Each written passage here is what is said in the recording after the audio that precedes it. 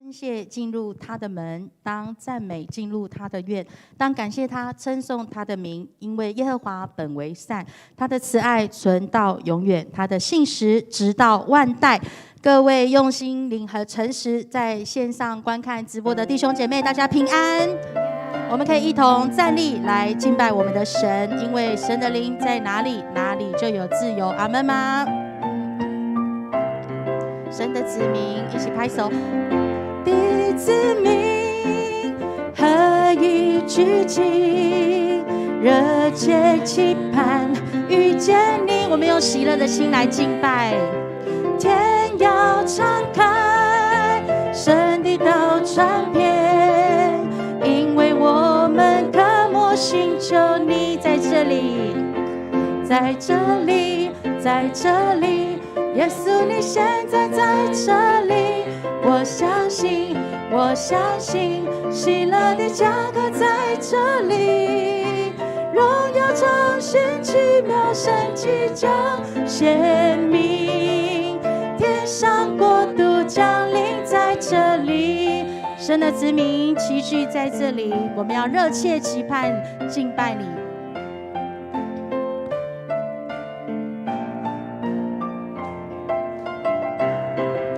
神的子民何以聚集，热切期盼遇见你。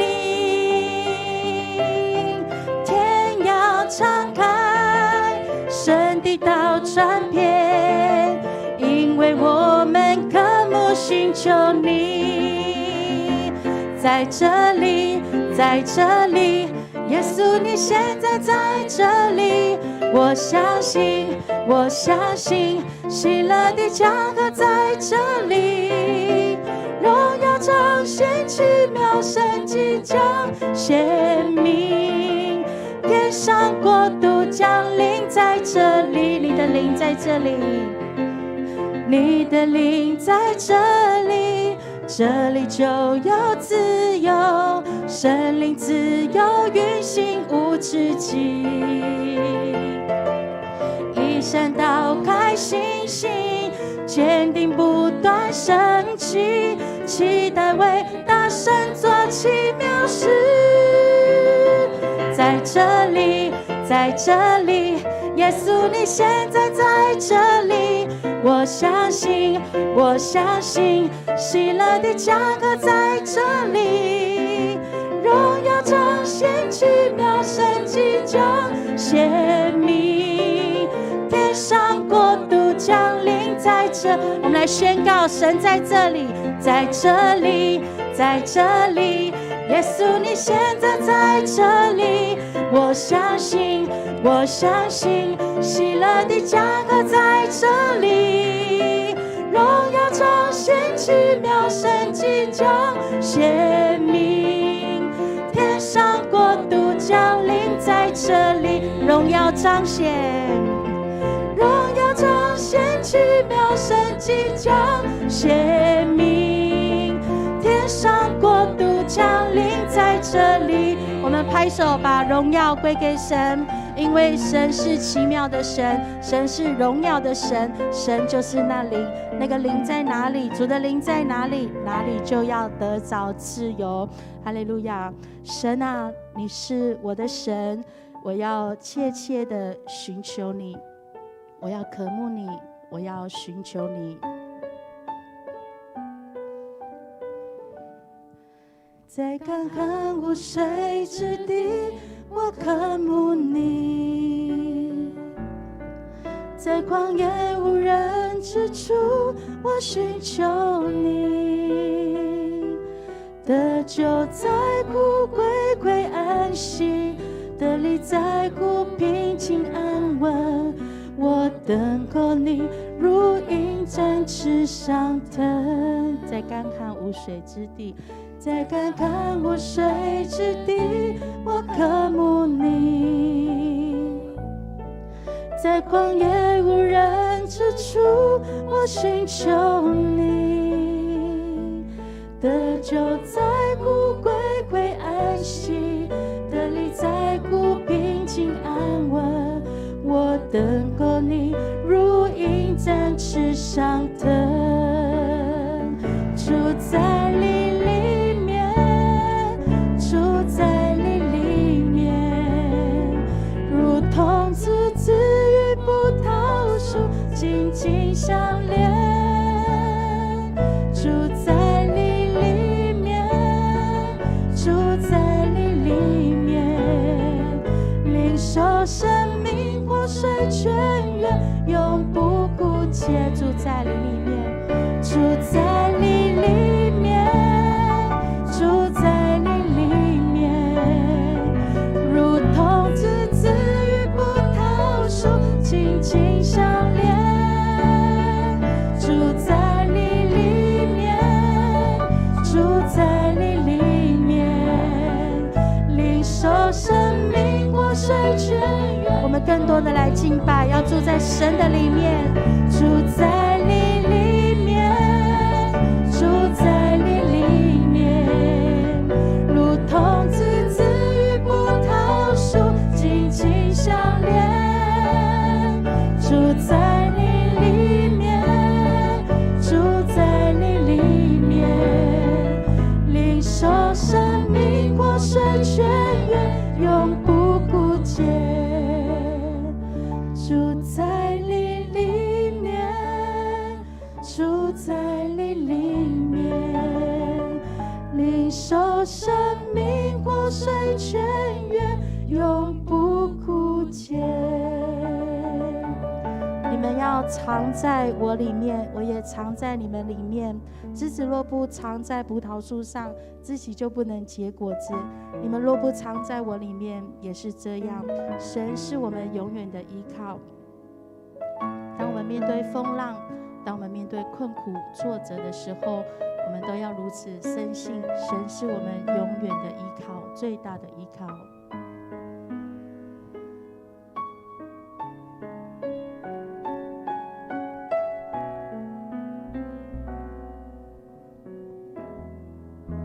面对风浪，你总在我身旁，生命福分与我分享，更深的渴望。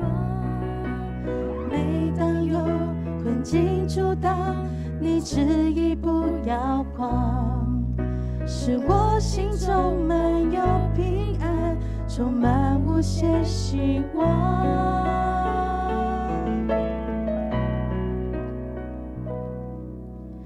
你是我永远的依靠，坚守信心来宣告，我真是经历你全能的力量，唯有你是我永远的依靠，坚守信心来宣告，当我来全心敬拜神祈求，在不远前方。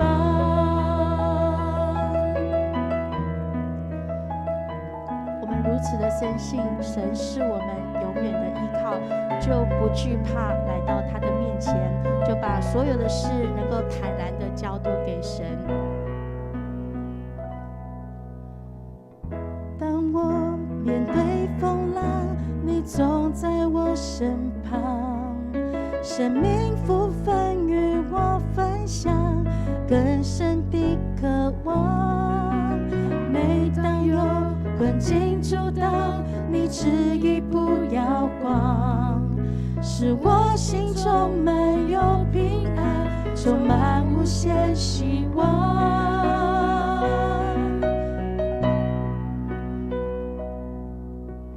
你是我永远的依靠，坚守信心来宣告，我真是经历你全能的力量，唯有你是我永远的依靠，坚守信心来宣告，当我来全心敬拜神祈求，在不远前方。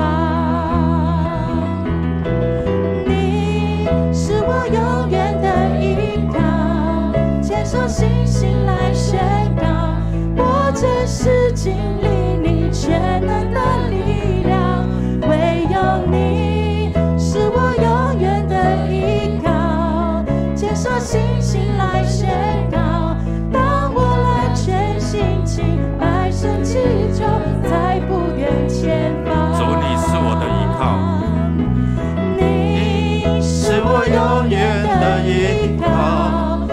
受信心来宣告，我在世界里你全能的力量，唯有你是我永远的依靠。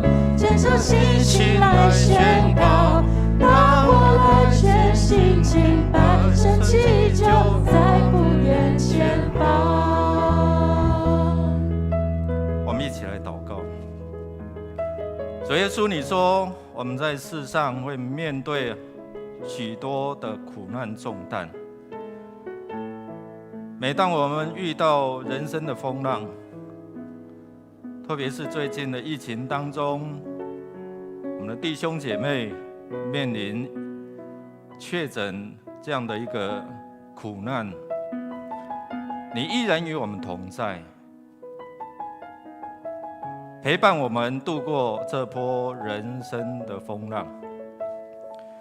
主耶稣，每当我们失落的时候，你总在我们身旁，你总是用你慈爱的手来牵引我们，走在这崎岖难行的人生道路上面。谢谢主，因为有你的陪伴，你成为我们一生的依靠。当我们失去世上的依靠，你总是在我们身旁说，你给我们依靠，你是平安的主。谢谢主，今天早晨的敬拜虽然受到疫情的影响，我们依然在线上一同来敬拜，但是我们知道没有任何事情可以让神的爱与我们隔绝。谢谢主耶稣，透过我们的敬拜赞美，愿你来悦纳，愿你的宝座就设立在我们这里，设立在我们每一个家庭。因着你的同在，使我们能够同心面对人生的风浪；因着你的引导，让我们走在神你恩典的道路。谢谢主垂听我们同心合意的祷告，靠耶稣基督得胜的名，阿们。线上弟兄姐妹，大家平安。感谢主，让我们依然能够透过不一样的方式来敬拜。我们要先来看周报的消息。因为疫情的扩散当中，还没有很大的缓和，所以我们在主日礼拜，我们还是停止实体的礼拜到6月12号。我们可以透过线上邀请家人一起来观看。我们其他的聚会就在我们电子周报的第4页。7月3号我们要举行今年度的第4次的圣礼典，要受洗的，请在6月19号之前向牧师还有行政干事来报名。那个电灯打开一下。圣经公会6月25号8点半到下午5点，胡维华牧师的北国先知讲座。实体的报名是在台北和平长老教会你报名费是400元，如果线上观看是300元，如果在我们教会一起看是自付100元。我们从6月27号起，每周一晚上8点到9点30分，我们会在401教室来开设台语白话字的基础班。弟兄姐妹，如果对台语想要学习的我们可以来报名参加。教材会是200元，那我们嘉南教会的会友是免费。因为我们线上的关系，所以不方便来教会奉献的，我们可以透过我们线上的系统来进行奉献。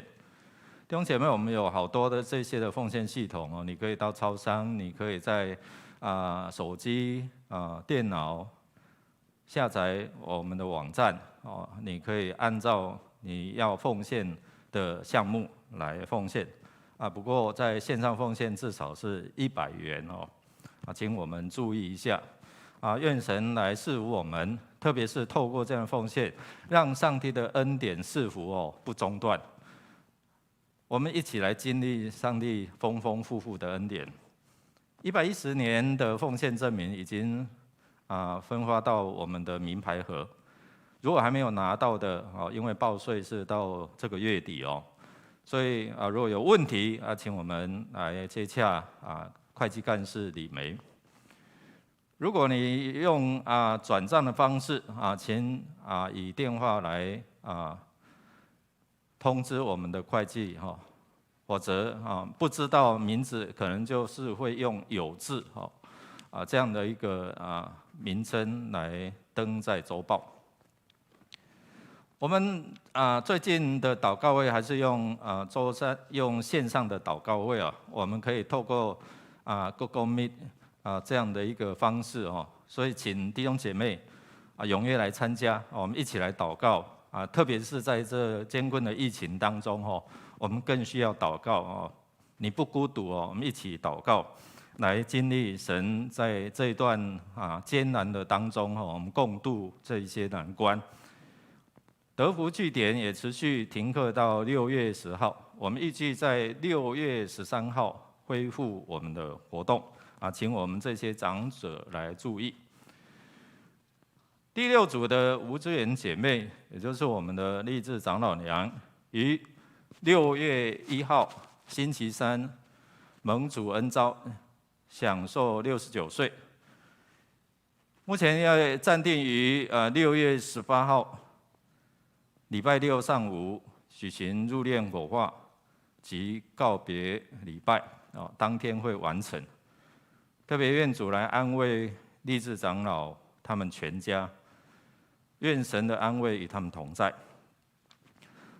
好，虽然是线上我们还是来祝福我们6月的这些寿星我们在场的有没有6月的有没有？我们的执事还有线上的弟兄姐妹，如果你是6月的也可以现在站起来，我们一起来唱生日祝福的诗歌。祝你生日快乐，祝你生日快乐，祝你生日快乐，祝你生日快乐 ，Happy birthday, Happy birthday to you, Happy birthday to you, Happy birthday to you, Happy birthday to you。我们拍手来祝福他们，我们一起来祷告。主，谢谢你，生命从你而来，盼望也是在于你，力量在于你。我们面对我们生命的一些的挑战跟困境，神因为你的同在，所以我们能够何时软弱，靠主何时刚强。你在基督耶稣里将天上各样属灵的福气赐给凡敬畏你的人。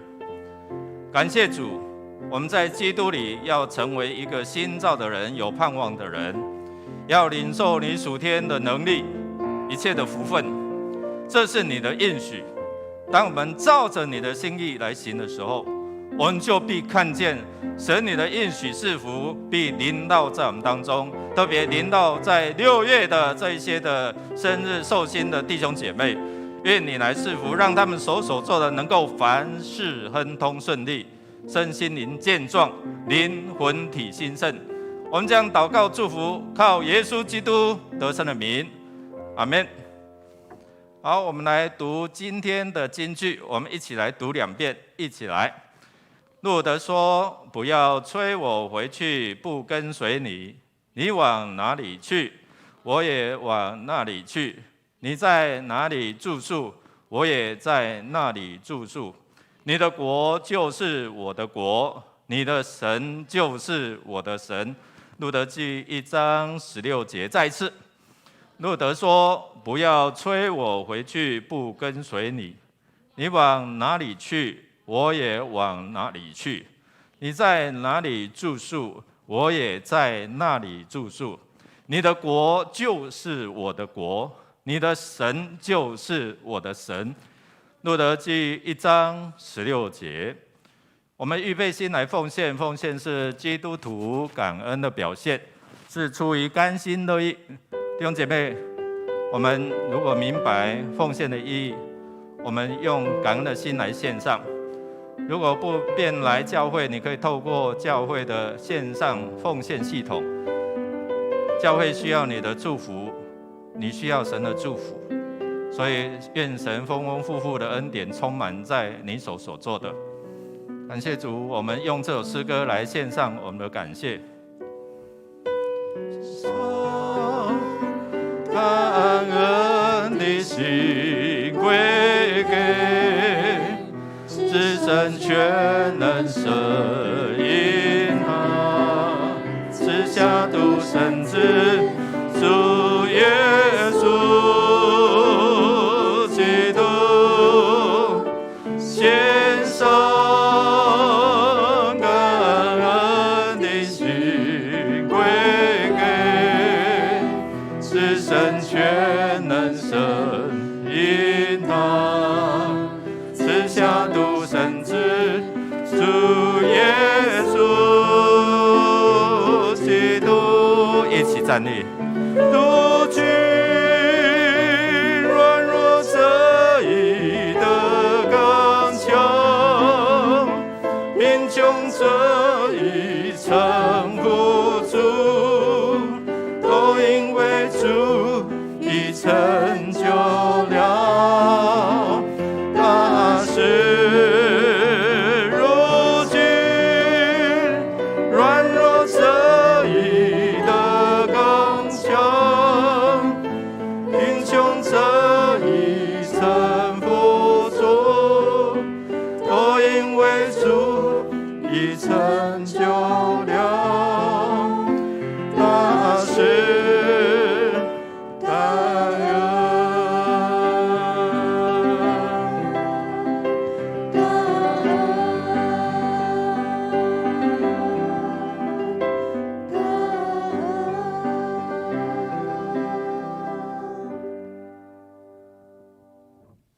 主爱的阿爸天父，我们满心的感谢赞美你。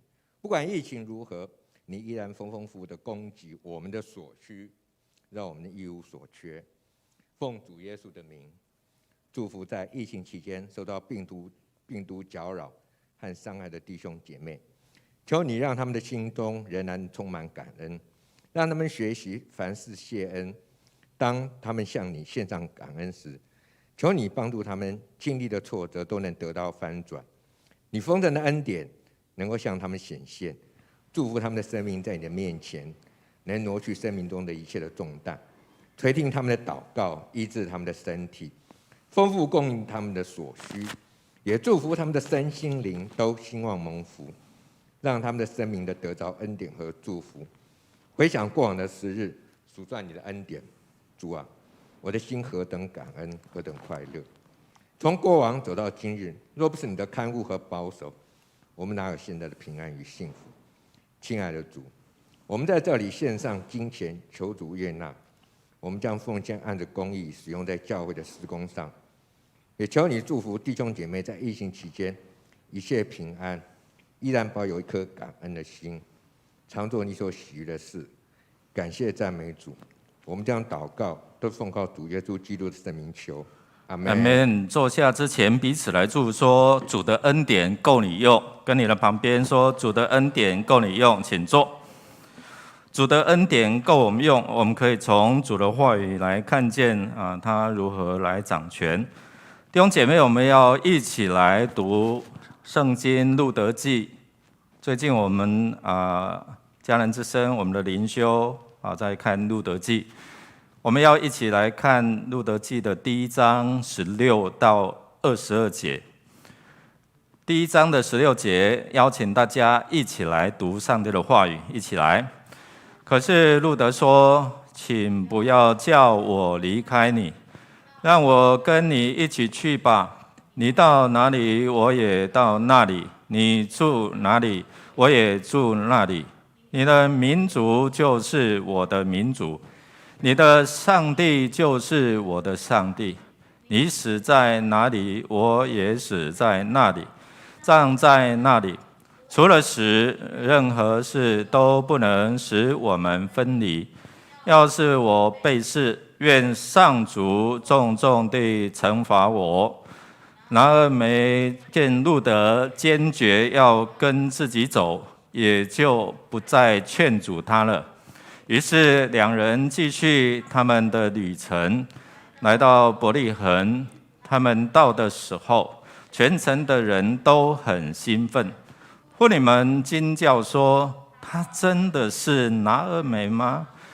拿俄美说：“不要叫我拿俄美，叫我马拉巴，因为全能的上帝使我命苦。我出去的时候富足，回来的时候上主却使我空无一物。上主责罚我，全能者使我受苦。为什么还要叫我拿俄美呢？”这就是拿俄美和他的摩押媳妇路德从摩押回来的经过。他们到达伯利恒，正是开始收割大麦的时候。我们一起来祷告：主，你总是有奇妙的安排。当我们走在尽头无路可走的时候，你总是为我们开一条新的盼望的道路。谢谢主，透过拿俄美还有路德他们的境遇，来看见我们如何继续走在艰困的人生道路上面。求主的圣灵来感动我们，开我们的心窍，能够明白你的真理，也让你的真理内住在我们心里面，叫我们得着自由。我们这样祷告是奉靠主耶稣基督得胜的名，阿们。弟兄姐妹，我们这段时间这几天是什么假？端午连假哦。那端午节必定举行的活动就是什么？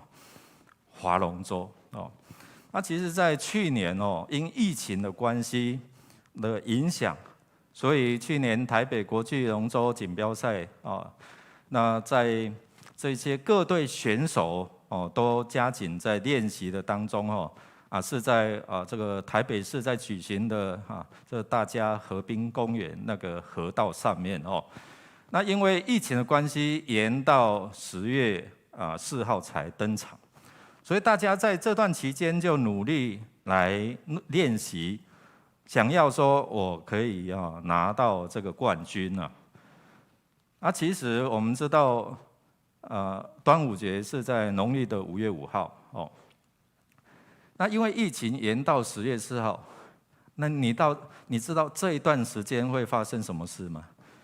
这段时间是有东北季风，所以东北季风如果强烈的时候，可能会导致这个船翻船那我们看到不出意外，这些在练习的当中，其中有一艘船就在练习当中意外的翻覆，全船有11个人他们都落水那其实还好，就是每个人都有穿这个救生衣，他们冷静自救，所以这个意外没有造成伤亡。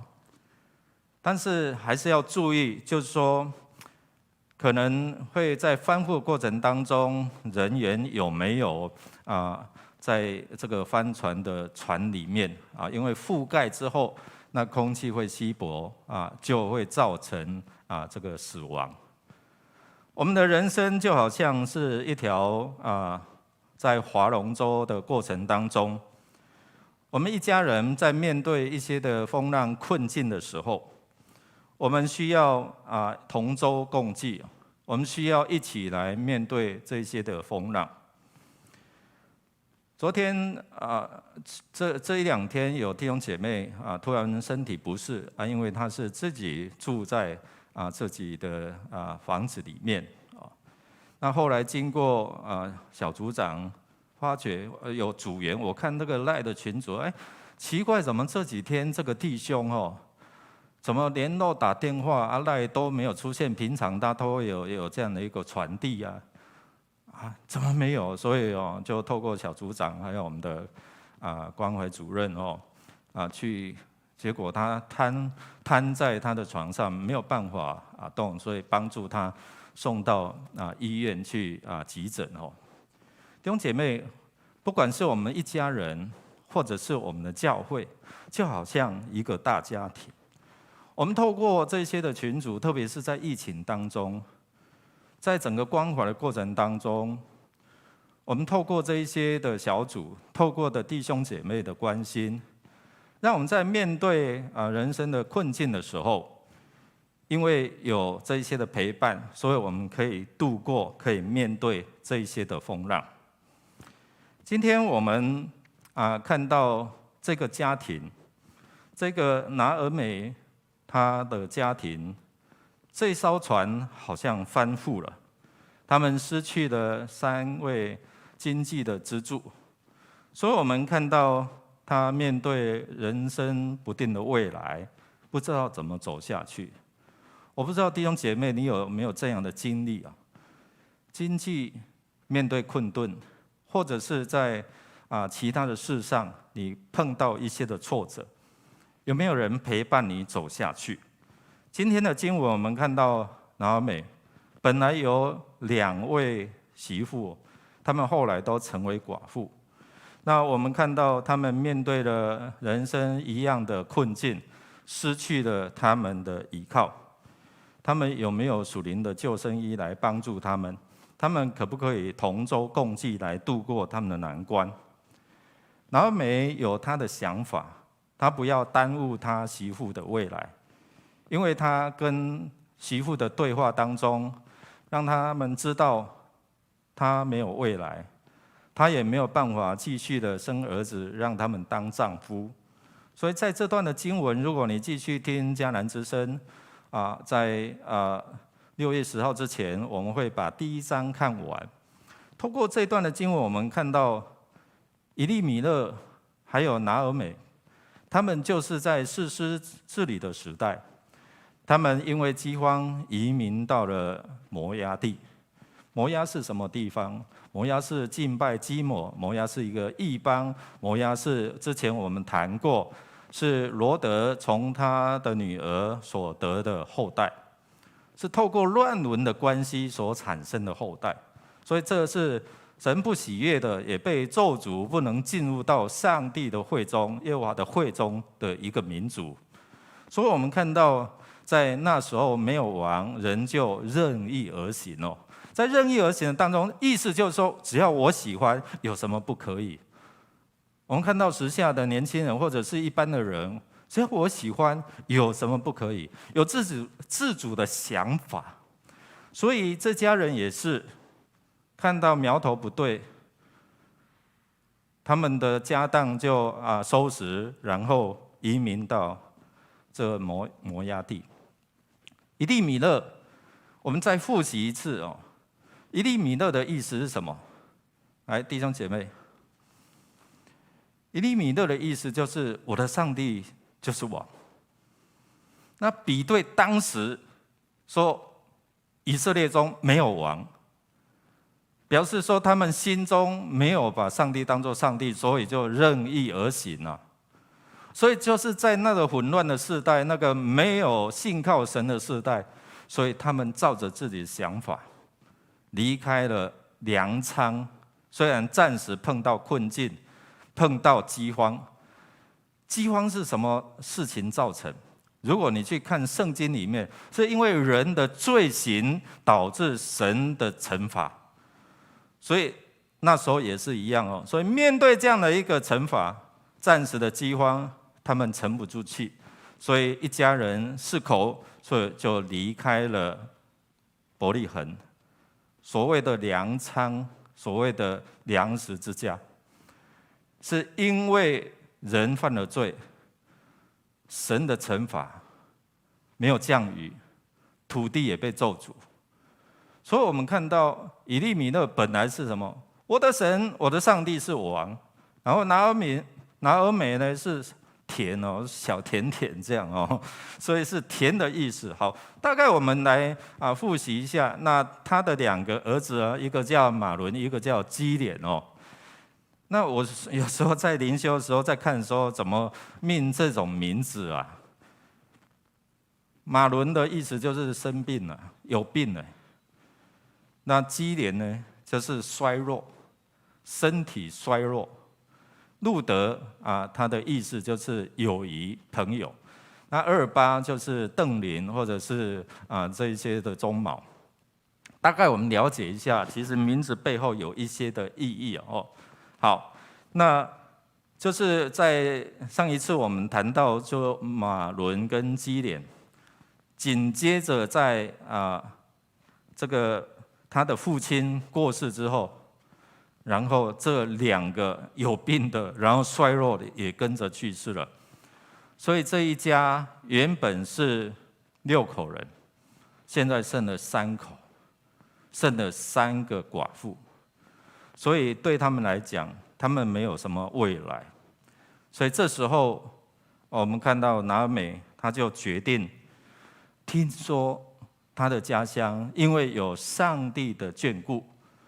所以过去我们在读到第1章的第6节，听说上帝眷顾他的子民，给他们有好收成。弟兄姐妹，我不知道你读到这些的经文里面有体会到什么？神是公义的，必要对罪来刑罚，但是他也充满的怜悯慈爱，他必赦免，他必供应。所以在这边我们看到他听见上帝的话，所以他就预备走这归回之路，回转来归向上帝。弟兄姐妹，今天你所面对的生命生活，你有没有碰到一些的困境？依然上帝也在等你回转归向他。让我们来看，透过今天这一段的经文要告诉我们什么？第一个就是认识，即使你是在人生的困境的当中，神依然眷顾你，可能他用不一样的方式。我在灵修的过程当中，我在思想说，我们是做读者的，我们知道整个来龙去脉，我们知道上下文，我们知道未来的结果。但是面对我们好像置身其中，我们置身在圣经的世界里面，或者是我们在人生的这样的一个境遇当中，可能我们并不明白我们下一步怎么走。当时候拿俄美、路德，他也不知道怎么走，所以走到一半，我们看到他面对他的所有，他怎么样去依靠，他怎么样去信靠这位可能让他一无所有，但是如何让他重新恢复的这位神。所以我们知道这段路途非常的难行哦，在归回之路当中，有重重的难关需要去面对的。我们看到，透过听见这个饥荒的消息已过结束，所以拿俄美他在摩押地所待的理由已经不见了。于是我们看到拿俄美他就动身，刚开始是2位媳妇要陪伴他离开摩押这个伤心地。待在每一天早上提醒，哎呀，在这边伤心，失去他所有的依靠，所以他就和2位媳妇一起打包，然后踏上归回之路，一直朝向以色列的这个地方。所以在这样的一个路程当中，他也思索不能耽误这2个媳妇的幸福。他们还年轻，他们还可以再嫁，他们可以留在他们的娘家，享受这样欢乐。如果只跟着我继续走这一趟路程，前面未知可能对他们来讲，在他们的对话当中，我们不能够给你什么，我不能够给你承诺，我也没有办法来升职给你们当丈夫。所以这边如果你有去听未来你去听这个迦南之声，牧师会谈到小叔制，台语讲小姐就是说丈夫不在了，如果他有兄弟，这个小叔兄弟要承接，要娶他的嫂嫂，有这样的一个小叔的婚姻制度。但是我们来想想看，马伦基连都死了，拿俄美还没有儿子了，所以我们看到这对他们的未来是一个困境，表示没有什么盼望了。所以弟兄姐妹，我们看到走到一半的时候，我们一起来念来。拿俄美见路得坚决要跟自己走，也就不再劝阻他了。于是两人继续他们的旅程，来到伯利恒。好，所以在这之前，我们看到他就定义自己孤单的走这趟归回之路，所以他要2个儿媳妇回去了，你们还年轻哦，我不要再耽误你们的未来的幸福。因为跟着我走是可以预知的，很困难。但是我们看到28，圣经告诉我们说，他就跟婆婆亲嘴，然后回到他的家族。圣经也说，回到他的神那边了，就是他们所敬拜的基某。但是这里我们看到路得，他有不一样的选择。他刚开始他的体验，他的心情就是舍不得拿俄美，所以在这边我们看到，终于这个拿俄美就好了，既然你都坚持要跟随，我就让你跟嘛。不过这一趟路程是非常的难行，困难重重啊。所以我们大概从这个地图来看，这个摩押是在约旦的境内哦。所以你看，他们如果要回到伯利恒，他们要从什么？他们要从摩押这个山地，然后下到死海，沿着死海的旁边走，走到这样的一个，就是沿着这样的一个路程走完之后，他们开始要面对一段的路程，叫做戈壁大沙漠，就冻干戈的戈这个沙漠啊。走在这个沙漠当中，如果有去过以色列去过这个约旦的，你要知道那一段路不好走啊。所以我们看到拿俄美，他想说，我不能再把我2个媳妇推入火坑了，所以他预备自己行。但是我们看到一个就是路得，他真的是很可取哦，一个外邦女子，她大可说好了，你就自己回去吧。但是她有这样的一个怜悯的心，虽然失去了她的先生，但是她依然爱她的婆婆。在迦南之声，我提到说，这个婆媳之间的关系真的很难得，因为在这段的期间特别是在华人文化我们常常听到这个媳妇常常有一句俗语说什么？哎呀，他娶了媳妇，终于什么？媳妇熬成什么？表示说过去那段经验不知道有多苦啊，要面对了一些的挑战，所以这个也给我们未来要当婆婆的你怎么当一个好婆婆让拿俄美这样的一个态度也好，或者这样跟婆媳之间的关系也可以能够成为我们的学习所以我们看到，如果关系不好，路得大可怎样不管他，对不对？但这边我们看到，可能因为他平时做得很棒、很好、很疼爱他们，关系很好，所以路得舍不得他的婆婆。所以在这边我们看到，一个上了年纪的妇人要走这段路程，然后到死海的旁边，然后就要开始往上爬往上爬，然后要经过大概这样的一个2300尺的高度。他们从摩押下到海平线以下，然后又要登上去，回到伯利恒。所以我们可以想象用走的这段的路程好不好走？不好走啊！而且当时候的路程，我们看到充满了什么危险、强盗，没有旅店。所以这趟路程，然后回到那边呢，有没有地方住？失去了经济的支柱。谁来帮助他们？所以这个都是未来问题。所以我们看到，真的路得很难得啊，在困境当中，我们说有时候这个大难来临各自飞，对不对？但是这里我们看到路德让我们好好来学习他但是在整个过程当中，有时候虽然我们信上帝面对一些的困难的时候，弟兄姐妹，你有没有埋怨过？在当下会埋怨上帝啊，我这么信靠你，我也有奉献，我也有聚会，但是为什么让我碰到这困难呢？你是不照顾人吗？我们一起来读这段的经文来。我出去的时候富足，回来的时候上主却使我空无一物。上主责罚我，全能者使我受苦。为什么还要叫我拿俄梅呢？为什么要叫我小甜甜呢？你不知道我一生充满苦吗？没有先生，没有儿子，所以寡妇死了儿子怎样？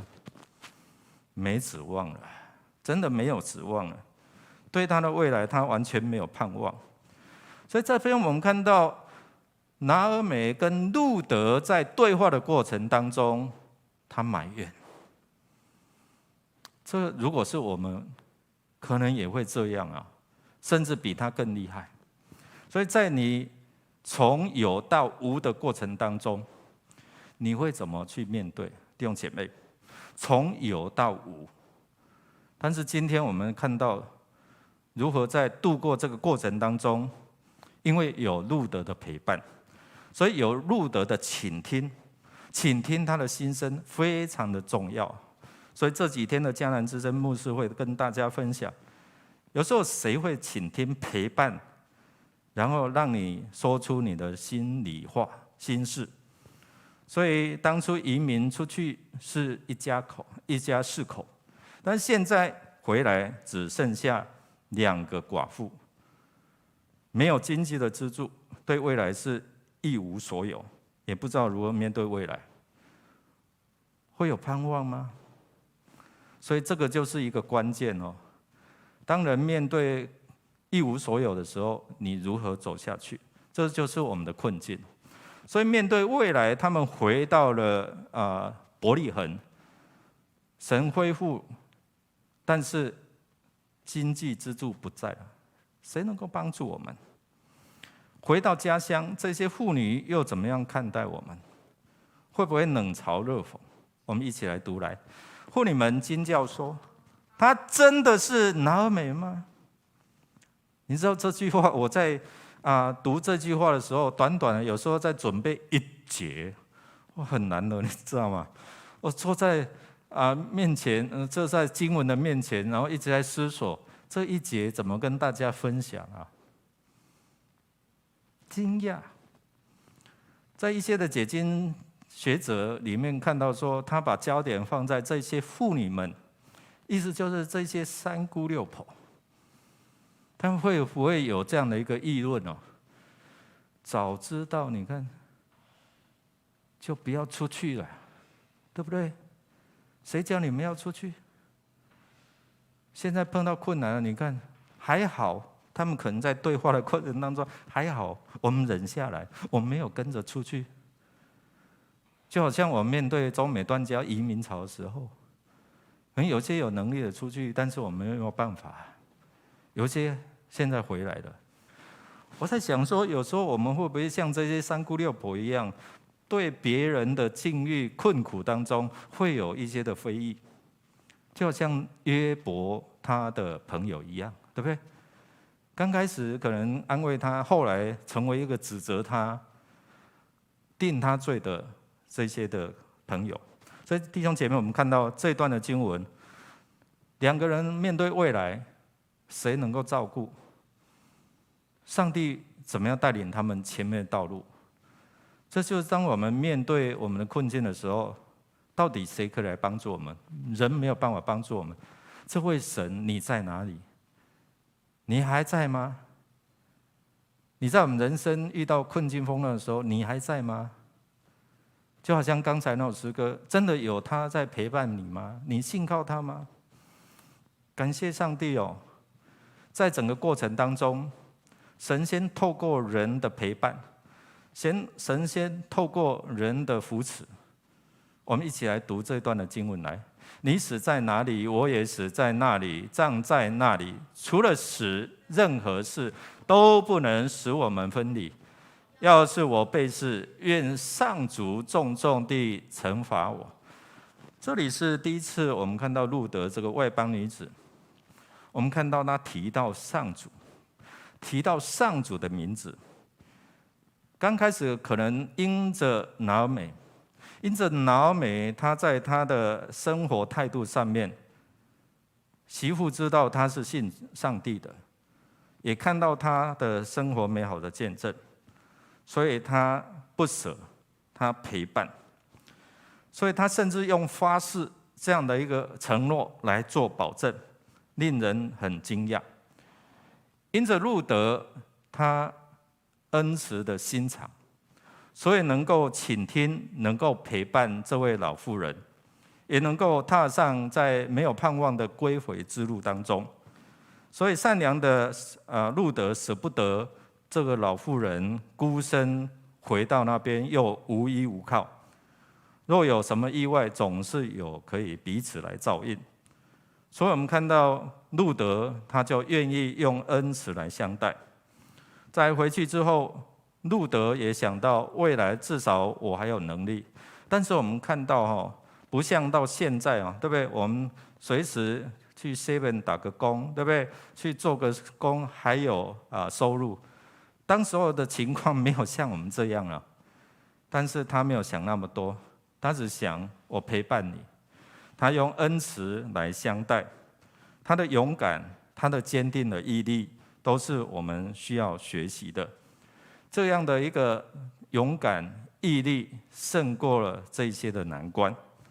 他没有为自己打算，所以我们看到两个婆媳，一个是我为了你的幸福着想，你回去；但是另外媳妇呢，我为着你不要孤单的过你的一生，所以我陪伴你。所以都有为对方怎样着想，真的很不容易哦。所以第一个，神透过人彼此之间恩慈的相待，可以度过眼前的难关。第二个，我们看到在整个过程当中，拿俄米这个路德已经嫁入拿俄美她的家庭大概10多年，在十年的过程当中，我们看到透过拿俄美她的生活言行举止，她的好的行为、好的关系，她认识了这位上帝。虽然她还没有信主，她还没有决志，但是我觉得这一段的经文是很经典的，是一个她信仰的决志。他宣告说：“你的国就是我的国，就是你的民族就是我的民族。我认同你啊，你的神就是我的神。”我接受这位神，虽然我们在苦难当中，但是他看到，虽然有埋怨，但是他依然信靠这位神，不离不弃。所以就是在我们在患难当中，我们弟兄姐妹有没有从这个过程当中看见上帝依然在帮助我们？拿俄美他也知道说，可能因为他们离开了神的律法，离开上帝的话，他们自身要面对这些的困苦。他知道这位全能者，这位上主是掌管万有的，他有赏赐，他也会对付这些的罪，这些不义，这些的刑罚。所以在这边我们看到路德，也让我们知道说，我们也看过好多这些的家中的媳妇外邦的女子嫁到这个家庭里面。但是因为看到家人或者是看到婆婆好的行为、好的对待柔软他们的心，后来接受了耶稣，成为他们的救主。这边我们看到这样的一个信仰的宣告、宣认，你是我的，你不只是拿俄美的神，你也是我的神。在这几天，特别昨天的新闻又出现了，就是为了那大概81分钟的通联记录，新北市的卫生局到底这一段的通联记录去哪了？所以这个恩恩的爸爸在媒体上他说：“我只要一个真相，我打电话，我这2岁的孩子确诊有没有延误？所以最近为了这件事情吵得沸沸扬扬。所以在这段的故事的当中，这个恩恩就是中和的这2岁的小朋友，那他的最后这位小朋友在4月19号凌晨就去世了。那其实这位爸爸林先生他有一些的基督徒的朋友，他在分享的过程当中，他进过校园团契，他有接触，但是他不是基督徒。但是他从这样的一个过程当中，他学会祷告，他恳求上帝来帮助这位孩子，因为这是他的心肝宝贝。所以我们看到，他就透过教会的朋友远端联系，为这位孩子来代祷。所以最后我们看到新闻或者一些的消息报道，所以他们夫妇在这样的一个交病房内决志也联系了板桥福音堂的牧师，后来为这个小朋友来洗礼。在受访的过程当中，他坦诚他过去远离了教会的生活，虽然他没有信主，但是他心中依然有这样的一个依靠。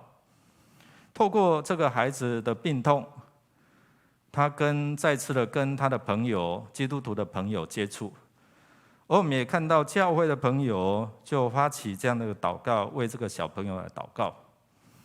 但是虽然在4月19号凌晨3点46分病逝在医院，但是因为在过程当中，这个小朋友有受洗相信主的恩典也在他的身上。那出生在传统信仰家庭的这个连先生，他在分享后来这个教会就为这个孩子来举行追思的礼拜。因为确诊的最近我收到消息，确诊完之后，你不能够瞻仰遗容等等，要很快的把它火化。在这个悲伤的过程当中，教会能够为他的孩子来举行这个追思的告别礼拜。所以在整个告别礼拜的过程当中，结束的时候，他回头一看，怎么那么多人参加？怎么那么多的弟兄姐妹参加？我都不认识他们啊！所以他内心就非常的感动。所以因为这个过程当中，他相信，他也在受洗的时候告诉他的孩子说：“恩恩爸爸，当你介绍有一位神主耶稣，现在帮你受洗，好多天使天军在你的身旁，不要让病毒再继续侵袭你。”让你赶快恢复健康。虽然最后这个孩子过世，但是在整个陪伴的过程当中，我们看到神的爱就充满。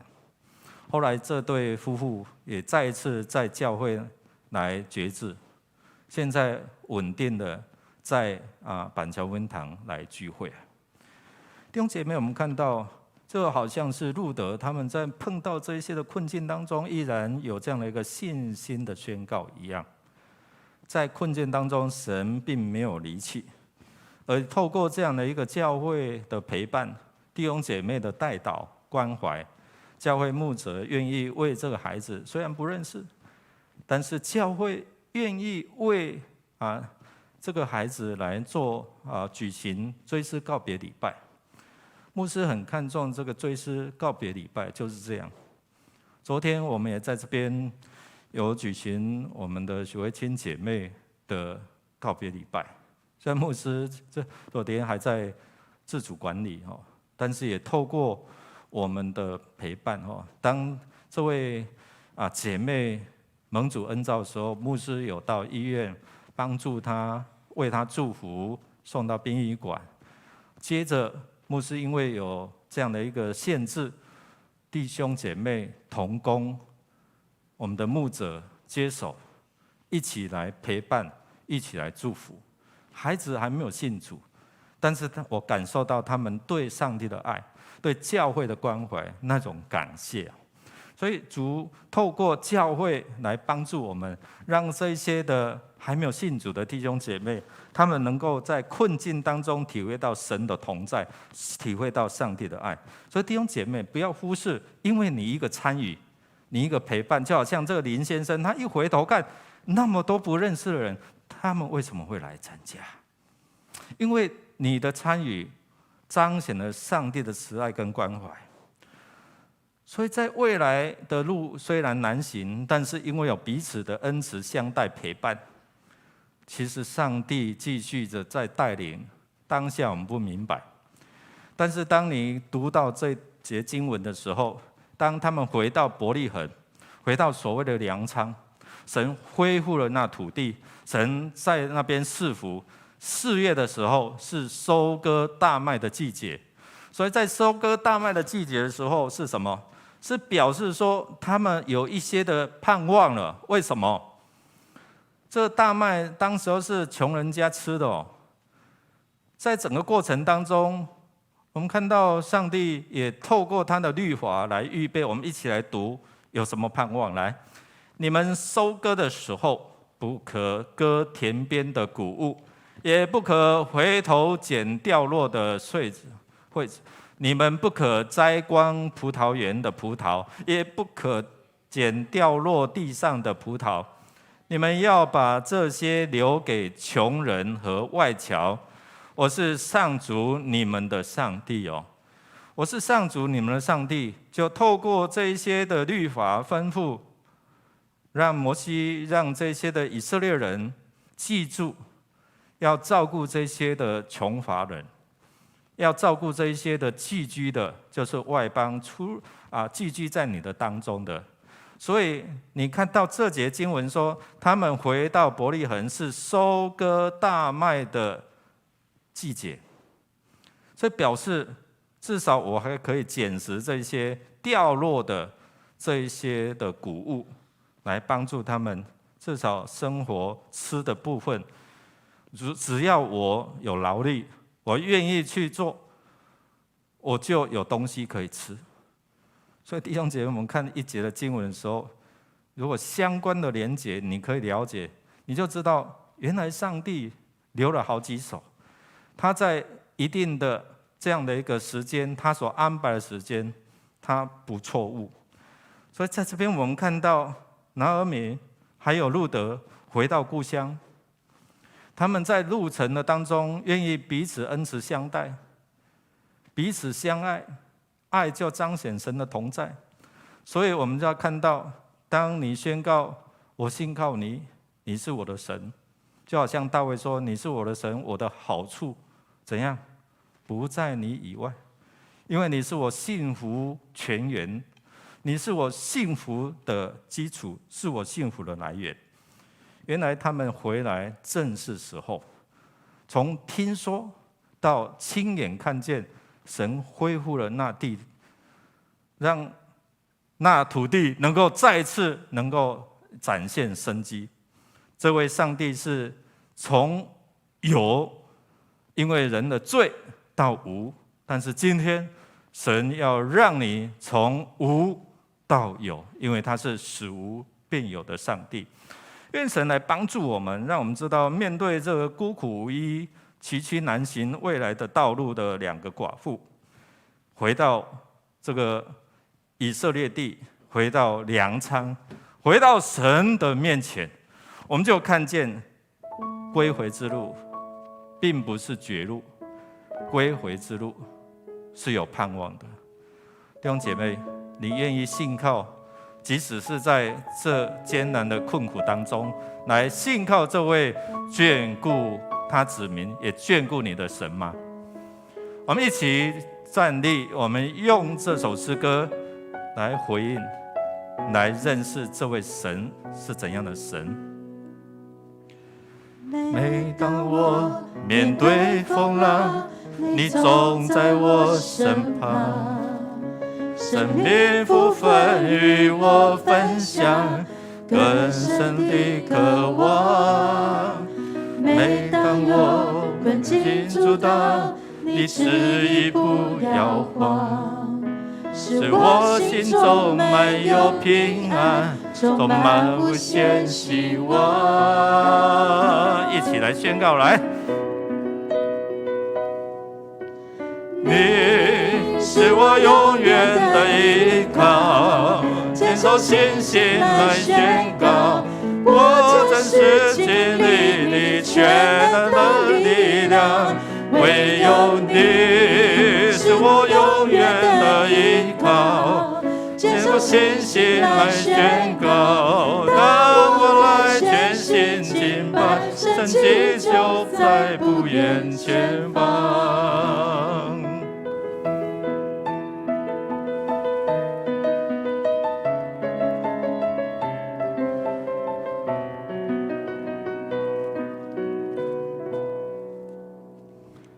每当我面对风浪，你总在我身旁，生命不分与我分享，更深的渴望。每当有困境阻挡，你旨意不摇晃，使我心中满有平安，充满无限希望。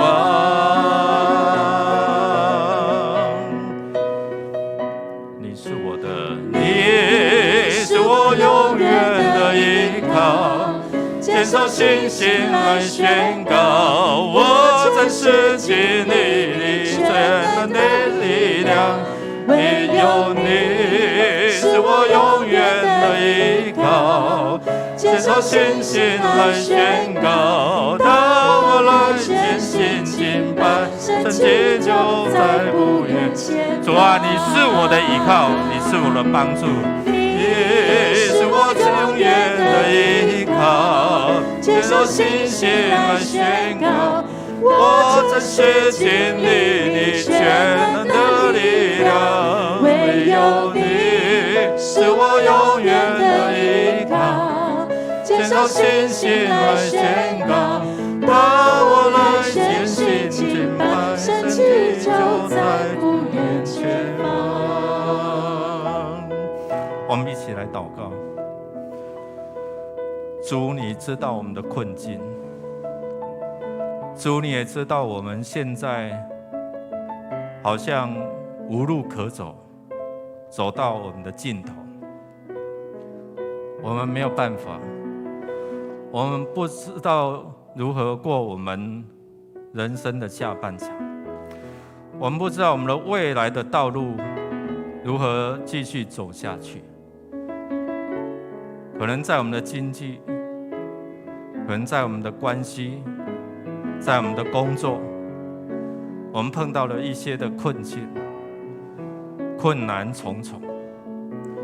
但神，你总是透过我们身边的弟兄姐妹，关怀我们的人，用恩慈来相待，为我们来祷告，扶持我们，彰显神你的爱。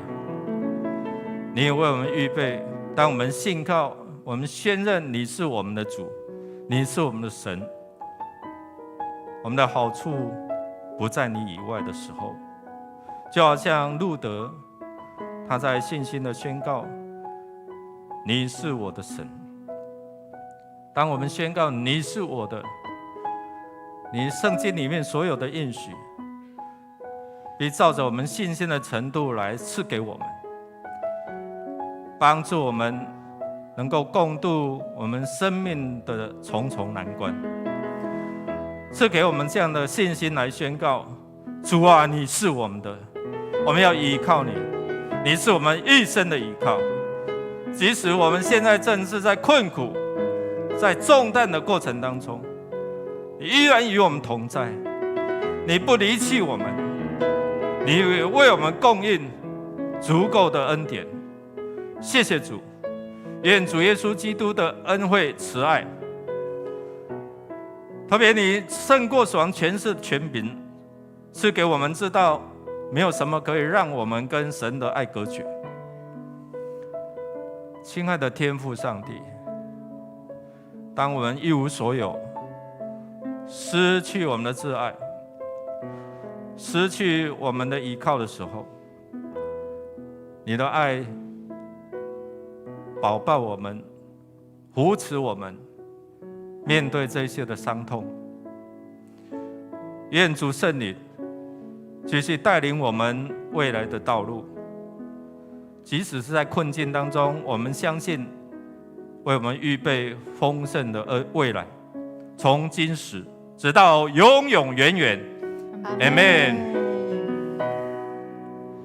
你是我永远的依靠，接受信心来宣告，我真实经历你全能的力量，唯有你是我永远的依靠，接受信心来宣告，当我来全心敬拜，神迹就在不远前方。弟兄姐妹，我们的礼拜就到这边，请坐。我们愿上帝的恩典、平安、福气与大家同在。